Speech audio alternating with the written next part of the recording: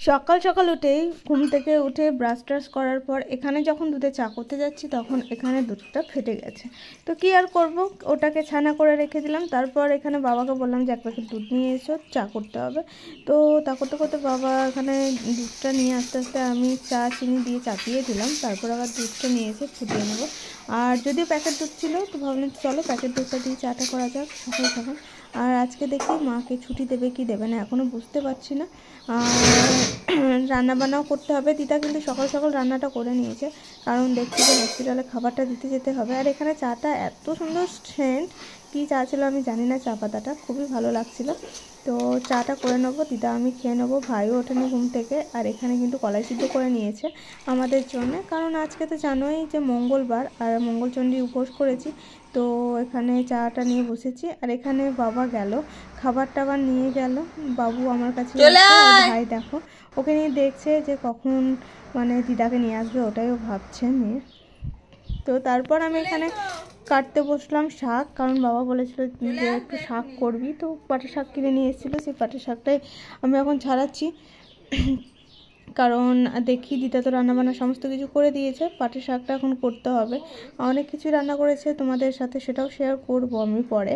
তো এখন স্নান টান করা হয়নি, ঘুম থেকে উঠেই মেয়েকে ব্রাশ ট্রাশ করিয়ে খাওয়া দাওয়া করিয়ে তারপর আর কি মানে আমি আমার কাজগুলো গুছিয়ে নেব। তারপর বিছানাপত্র তো ঝাড়াঝাড়ি এভরিথিং সমস্ত কিছুই আছে, যেহেতু মা নেই সেগুলো তো আমাকে এখন করে নিতে হবে। আর আমিও কাল থেকে আছি। আর সত্যি কথা বলতে মা বাড়িতে নেই বলে একদমই ভালো লাগছে না, বাড়িটা ফাঁকা লাগছে, মন টিকছে না। এটাই হচ্ছে মেন ব্যাপার, যে একদমই মন টিকছে না। কারণ মা থাকলে সময়টা পেরিয়ে যায় মায়ের সাথে গল্প করে, এখানে দিদা আছে বলে দিদার সাথে কথা বলে গল্প করে টাইমটা পেরিয়ে গেছে। তবুও মনে হচ্ছে যে হ্যাঁ কিছু একটা মিস, ভালো লাগছে না আর কি, এরকমই। সে এখন হসপিটালে পড়ে আছে, আর ঠিক আছে, সুস্থ আছে, রক্ত আজ দেওয়া হবে। রক্ত দেওয়ার পর তারপর যদি মনে করে মানে ডাক্তারে ছুটি দেওয়ার প্রয়োজন আছে তাহলে ছুটি দিয়ে দেবে। আর এখানে দেখো আমি কিছু করে নিচ্ছি আর ভাইয়ের সাথে বসছি।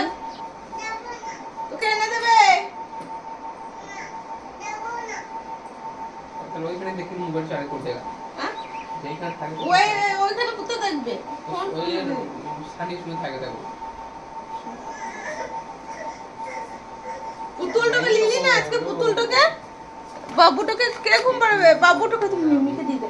এই নিলে মিমিটাকে নিলে, এই নিলে রে প্রাপ্তি লেবে না, নিয়ে দে এই বল কি মার মার মার মার মার।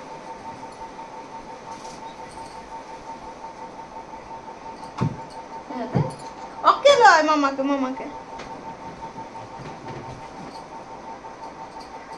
এই মার মার মার মার মামাকে মার। আমি একটু বুঝতে দিনা কাকা বলছিস রে, বাবা কি চিৎকার করিস রে তো প্রাপ্তি। ও বাবা ইয়ে গরম ওষুধও খায়। তো আজ তো মঙ্গলবার আর আজকে মঙ্গলচণ্ডী পুজো, উপোস তো আছি। তো সকাল থেকে একটু চা খেয়েছি, তারপর দিদা তো সকাল থেকে রান্না বান্না করে মায়ের কাছে গেছে, এখন হসপিটাল। আর তাড়াহুড়ো করে আমি এখন বাবা বললো যে পাটের শাক নিয়ে পাটের শাকটা করে দিই। তো আমি এখন পাটের শাকটা মানে হচ্ছে, আমি স্নান ধান করে তারপর মুড়ি টুড়ি খেয়ে দেখি, ভাবছি ও বাড়ি যাবো আমি। আর মাকে দেখতে যাওয়া হয়নি, কারণ মেয়ে তো ছাড়ছেই না, মেয়েকে নিয়ে হসপিটাল যাবো না করে যাওয়া হচ্ছে না আমার। আর এখন মেয়েকে একটু খাইয়ে দেবো, খেয়েছে, ওকে আর একটু খাইয়ে দেবো। আর শাকটা এখন হচ্ছে। আর কি রান্না করেছে দিদা তোমাদেরকে দেখাই, দাঁড়াও। সকাল সকাল রান্না বান্না করে দিয়েছে, আর আমাদের জন্য কলাই সিদ্ধ তো করেই দিয়েছে, যেহেতু আমরা আজ মুড়ি খাবো সেই জন্য। বাবু ওঠো ওঠো ওঠো, চলো। এই যে বেগুন আলু তারপর কি সমস্ত দিয়ে একটা সবজি তরকারি করেছে, এখানে ভাত করেছে, আর এই যে খেরো মসুরি করেছে, আর এই যে আলু সিদ্ধ, আবার আছে বেগুন ভাজা। বাবু বেগুন ভাজা আলু সিদ্ধ দিয়ে ভাত খাবে। আর এখানে আমি চাটনি রাখা আছে, খাবে তুমি বেগুন ভাজা আলু সিদ্ধ ভাত? একটু বাড়া তো চলো। আর এখানে দেখো কুমড়ো নিয়ে এসছে, এখানে তেঁতুল রাখা আছে, আর দাদু নিয়ে এসেছিল অনেকগুলো মাছ। এই মাছগুলো আই থিঙ্ক কী বলে আমি কিন্তু ঠিক জানি না, মাছ চিনি না, এসে তো মাছ যে মাছটি মাছগুলোকে কেটে ভাজছে। এই দাদু নিয়ে এসছে মাছ। আর আমি স্নান ধান করে খাওয়া মানে মুড়ি টুড়ি খেয়ে এখন এই যে মেয়েকে খাওয়াবো, ওকে খাইয়েছি তো একটু পর খাওয়াবো, ভাত খাইয়ে দেবো, একবার ভাত খেয়েছি। আর এখন বাজে প্রায় 3টে। আমি তো রুটি মিষ্টি খেয়ে নিলাম, ভাই আমার জন্য রুটি মিষ্টি দই এইসব নিয়ে এসেছিলো, তো সেগুলোকে এখন খাওয়া মানে পেট পুজো হলো। পেট পুজো করার পর ভাবলাম চলো রাতের জন্য কিছু করা যাক। তো এখানে আলুগুলোকে চিরি চিরি করে কেটে ভেজে মানে ভাজবো, সেটাকে এখন ধুয়ে রোদে দিয়ে দেবো। আর দিদার সঙ্গে বকবক বকবক করতেই আছি, ভাইও আছে পাশে থেকে, ও বকবক করছিল। আর যখন আসি ওর সাথে তো ঝামেলা আমাদের শেষ হবে না সারা জীবন, এটাই মনে হয় ভাই বোনের জুটি, সব সময়তে ঝামেলা ঝগড়াঝাটি লেগেই আছে দুজনের মধ্যে। কিন্তু কি বলো তো, বাড়ি যাব তখন খুব মিস করব, মন খারাপ করবে। যদিও এখন কাছে বলে টুকটাক করে চলে আসি বা দেখা হয় ঠিক আছে, তখন দূরে থাকতে তখন খুবই মন খারাপ করতো।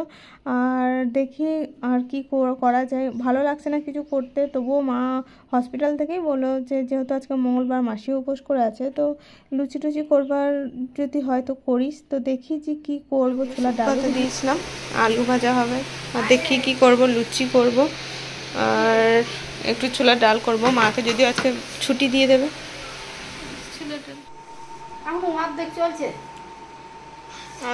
কখন ছুটি দেবে আমি দেখবো, দিয়ে আমিও কথা দেবো। রামযুদ্ধ দিদা তোমার খবর লাই না গো? না খবর লাই না, আর চুলে মুড়ে লাগাতে হবে। দিদা ওকে 100 টাকা দাও।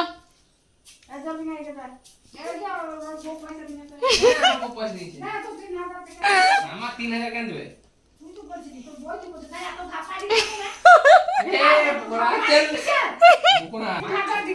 আমার পো আমাকে দিয়েছে, তোমাকে দেয়নি না, বলেছি কি খেতে বলেছে না অভির কাছে আছে 500 টাকা নিতে না, খালি মা কিসের বলবে কিসের বল আমাকে দিয়েছে, আমার থাকবে যাব বলেন না